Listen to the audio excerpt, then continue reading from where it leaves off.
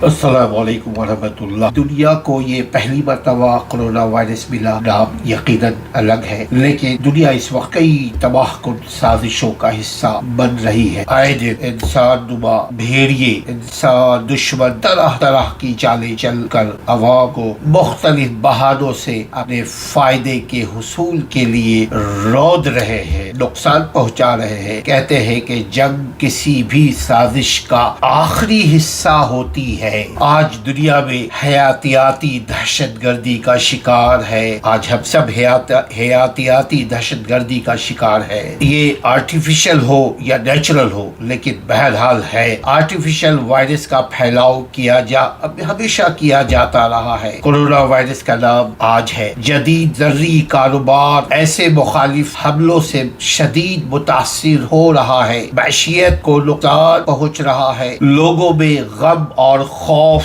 کی لہریں تیزی سے پھیل رہی ہے۔ انفارچونیٹلی ایسی حیاتیاتی جنگ کی چالوں کو ہوا، پانی یا کھانے کی اشیاء ذریعے کھانے کے اشیاء میں شامل کر دیا جاتا ہے، جس کا پتہ لگانا انتہائی مشکل ترین کام ہے۔ جب کوئی انسان ایسی چالوں کا شکار ہو جاتا ہے تو اس سے بآسانی کسی بھی دوسرے شخص میں حیاتیاتی جنگ کے وائرس کی منتقلی آسانی سے ہو سکتی ہے۔ کورونا وائرس کسی بھی انسان کے جسمانی نقصان سے کہیں زیادہ خوف اور گھبراہٹ کا سبب بن سکتا ہے، چونکہ خوف راس ہم میں ابھی پھیلا ہوا ہے۔ کورونا وائرس ایک حیاتیاتی ہتھیار بھی ہو سکتا ہے جو دہشت گردوں کے لیے بنیادی طور پر ریاست یا کسی بھی ملک یا پوری دنیا میں گلوبل بڑے پیمانے پر خوف ہراس پھیلانے اور دنیا کی معیشت تباہ کرنے کا یا ان میں خلل ڈالنے کے ایک طریقہ کے طور پر بھی کارآمد ثابت ہو سکتا ہے، جو کسی بھی متعلقہ دشمن کو متاثر کرنے کی صلاحیت رکھتا ہے۔ دنیا کی طاقتور ترین سپر پاورز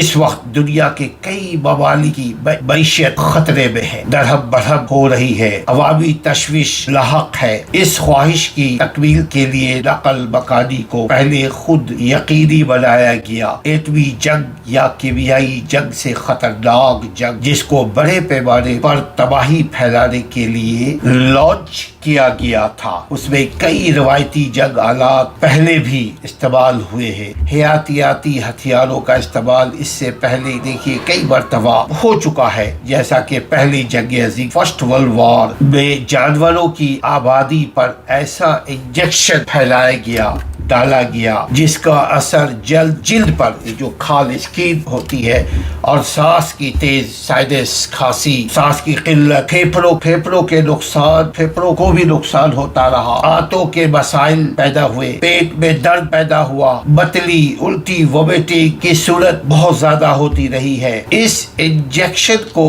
انتھراکس کا نام دیا گیا، جو کہ غیر مؤثر ثابت ہوا۔ پہلی جنگ عظیم کے فوراً بعد جرمنی نے امریکہ، روس، رومانیہ، فرانس میں حیاتیاتی تخریب کاری مہم شروع کی۔ گھوڑوں، گدھوں، خچروں، جانوروں کی ایک سنگین بیماری کی صورت پیدا ہوئی، یہ وائرس کی صورت میں، یہ بھی آرٹیفیشل تھا۔ 1980 سے پہلے ایک اور بیماری، چیچک کی بیماری پھیل گئی تھی پوری دنیا میں، یاد ہوگا، وہ لا علاج سمجھا جا رہا تھا، اس کے خاتمے کا اعلان ہوا، مگر اس کے وائرس کی منجمد ذخیرے برقرار رکھے ہوئے ہیں۔ آج بھی اس کی جو یہ وائرس ہے، اس کو سیف رکھا ہوا ہے۔ جب کچھ بدقماش خراب لوگ یا رجیم دہشت گردوں نے اپنے مالی فائدے حاصل کرنے کے بعد ویکسین، یقیناً یہ وائرس پھیلانے کے بعد ویکسین لایا جاتا ہے، جس سے وہ جو کمپنیاں ہیں بے شمار پیسے کماتے ہیں۔ اب اس دور میں کورونا وائرس جیسے حیاتیاتی یا بائیولوجیکل ہتھیار کو دنیا کی تباہی کے لیے اور اپنے عزائم کی پختگی کو بنوانے کے لیے لانچ کیا جا سکتا ہے۔ یہ ہو سکتا ہے ایک کانسپیریسی کا حصہ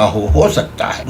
دنیا کو گلوبل ولیج بنا کر فوراً تباہی کے دہانے پر لا کر کھڑا کر دیا گیا ہے آج کل، اور ساتھ ہی ساتھ انفارمیشن کی جنگ، یا یہ انفارمیشن کی جنگ ہے، لوگوں کے ذہنوں کو مفلوج بنانے کا عمل بھی جاری و ساری ہے۔ اس سارے عمل کو میں زرعی جنگ، معیشیت کی جنگ اور 5th جنریشن وار جیسے الفاظ سے بھی نوازا جا سکتا ہے، جس کی تباہی کے مناظر آپ اور ہم دیکھ رہے ہیں۔ کمیونٹی تباہ کر دی گئی ہے، دوستی محبت، آپس میں ملنا جلنے کا سلسلہ یہ تقریباً دنیا سے ختم ہو چکا ہے۔ مسلمانوں میں پھر بھی ہے، دوسری جگہ یہ بالکل ناپید ہوتا ہوا نظر آ رہا ہے۔ یہ بہت خطرناک سائد ہے۔ آپ اپنے آپ کو بچائیے، اپنے گھر والوں کو بچائیے، اپنے اخلاقی قدروں کو بھی بچائیے، اخلاقی قدریں نہ گرنے پائے، آپس میں ملنے جلنے کا سلسلہ جو ہے فزیکلی فی الوقت نہ ملے لیکن ٹیلی فون کے ذریعے آپس میں ملنا جلنا رکھیے، ٹیلی فون کے ذریعے ایک دوسرے کی خیر خبر لیتے رہیے، صدقہ زکوٰۃ خیرات کرتے رہیے، لوگوں کی مدد کرتے رہیے، چونکہ صدقہ کرنے سے پریشانیاں بیماریاں کم ہوگی انشاءاللہ تعالیٰ۔ اپنا خیال رکھیے، اپنے آپ کو بچائیے، گھروں سے فی الوقت مت نکلیے، مجبوراً نکلیے، اور نکلیے تو ہاتھ میں